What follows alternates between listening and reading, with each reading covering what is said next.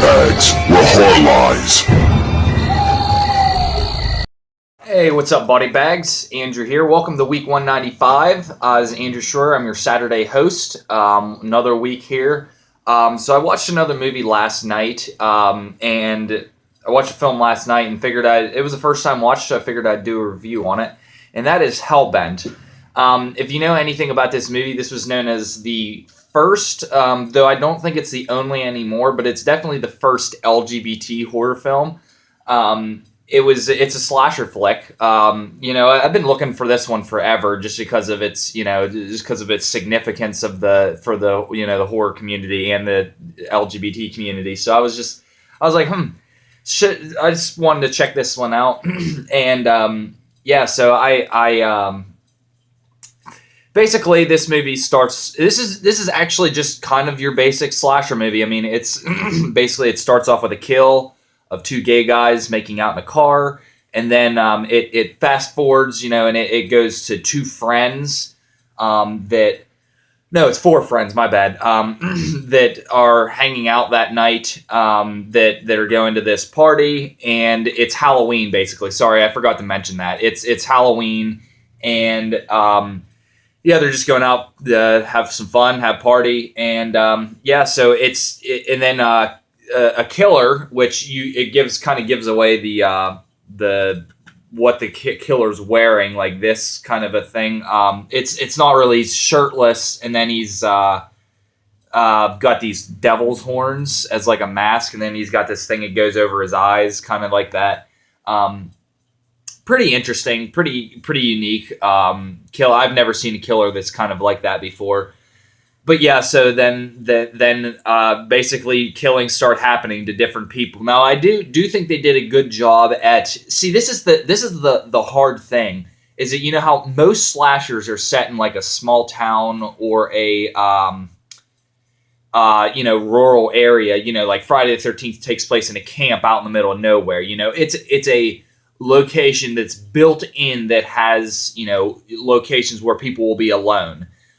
This movie does a really good job at handling, like, this is set in West Hollywood in the middle of like a party, and so that's a lot more difficult to get people in spots where they'll be alone, because I mean, it's West Hollywood, there's almost always somebody someplace, but there's bathrooms, there's like small patches of woods that they go walking through, and they have a scene there, and it's really cool.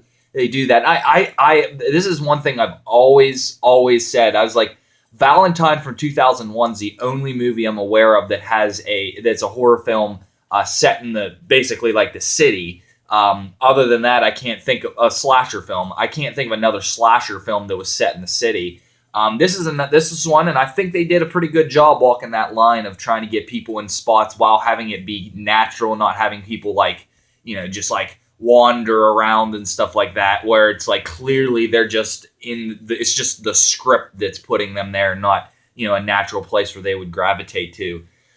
But yeah, I thought the kills are pretty brutal. I'm not going to say the killer has a specific thing that they do to the bodies each time, so I'm not going to give that away. But it's a slasher film, so you got to understand, got to expect something. But yeah, it's pretty gory. The special effects are pretty good. I think there's a couple times where they use CG where it looked pretty sketchy. But other than that, I thought the special effects were pretty good. I thought, honestly, all the characters were really likable. They were all fun to be around. I didn't have a complaint about any of the characters at all. I thought it was I didn't find any of them annoying. I didn't find any of them over the top, really. They were what they were, and then they just kind of had fun with it. I can tell these guys did have an enjoyable time. It looked like they were, it looked like they'll be, they look like they were having fun. Just say that. So basically it's everything you would want in a slasher movie. It's just, So if I were to give this a rating, the